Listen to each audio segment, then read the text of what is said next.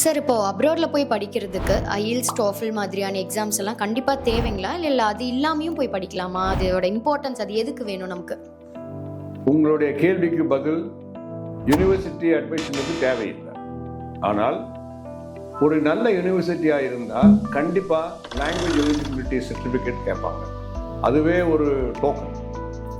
Moreover நீங்கள் படித்து முடித்த பிறகு அங்கே வேலை பார்க்கணும் அப்படிங்கிறது தான் உங்களுடைய முக்கியமான எய்மாக இருக்கும்.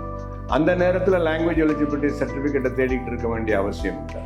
அதனால் என்னுடைய அட்வைஸ் நம்ம பார்டரை கிராஸ் பண்ணி ஒரு இங்கிலீஷ் ஸ்பீக்கிங் கண்ட்ரிக்கோ இந்த காலங்களில் எந்த கண்ட்ரியாக இருந்தாலும் இங்கிலீஷ் லாங்குவேஜ் எலிஜிபிலிட்டி சர்டிஃபிகேட்டை வச்சுருந்தீங்கன்னா ரொம்ப நல்லது.